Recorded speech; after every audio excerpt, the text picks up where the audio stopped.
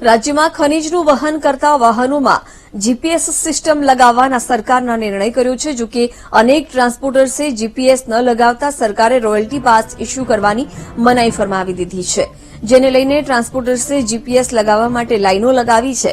Royalty pass issue ન કરાતા બનાસકાંઠાના ડીસા પાસે બનાસ નદીમાં અન્ય રાજ્યોમાંથી રેતી કપચી સહિત ખનીજ ભરવા આવેલા વાહનો અટવાઈ ગયા છે. બનાસકાંઠામાં અંદાજિત 5000 જેટલા ખનીજ વહન કરતા ડમ્પર છે.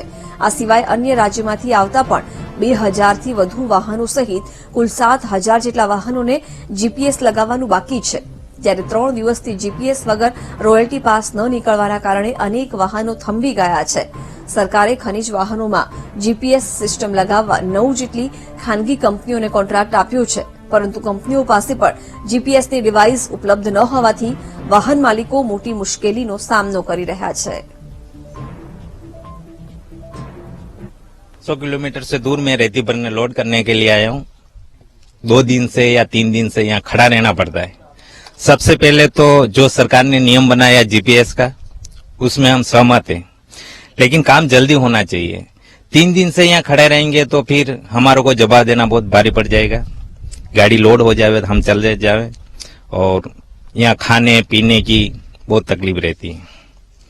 इसीलिए हमारे को जो सरकार ने नियम बनाया उसका हम पालन करेंगे, लेकिन थोड़ा कुछ जल्दी हो जाए तो अच्छा रहे. बाट है, मैं उदयपुर राजस्थान से हूँ और जो हमारी गाड़ियाँ है यहाँ पे 3-4 दिन से अटकी हुई है और जो जीपीएस वाली टीम है वो बहुत कम है. जो सरकार ने जो नियम चालू करा उसमें हम लागू करने के लिए हम भी तैयार हैं.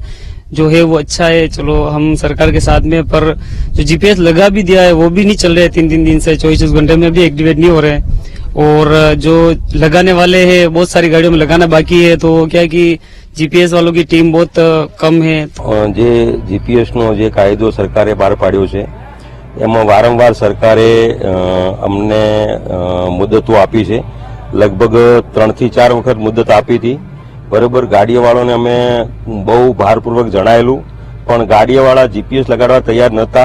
હવે બંધ થયા પછી ગાડીઓવાળા જીપીએસ લગાડવાની તૈયારીઓ કરી રહ્યા છે અને જેટલું બને તેટલું ઝડપી સરકાર અમને જીપીએસ આપી પણ રહી છે અને જીપીએસ પ્રોવાઈડ પણ કરી રહી છે.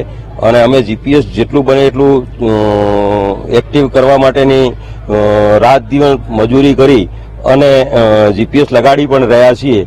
રાજ્યમાં ખનીજ ચોરી અટકાવવા માટે હવે તમામ ટ્રકોમાં જીપીએસ સિસ્ટમ એક્ટિવ કરવામાં સરકારે આદેશ કર્યા છે, પરંતુ તેના કારણે અનેક સમસ્યાઓનો ટ્રક ચાલકોને સામનો કરવો પડી રહ્યો છે.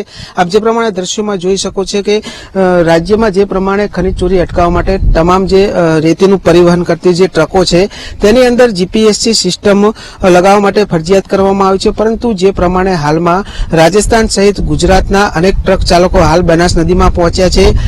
લિમિટેડ જે સિસ્ટમ લગાવવાની ટીમ હોવાના કારણે અહીં હજારો ટ્રક ચાલકો અહીં ફસાયા છે અને છેલ્લા 2-3 દિવસથી અહીં લાઈનોમાં ઉભા છે ને જેના કારણે તેમને અનેક પ્રકારની હાલાકીનો સામનો કરવો પડે છે.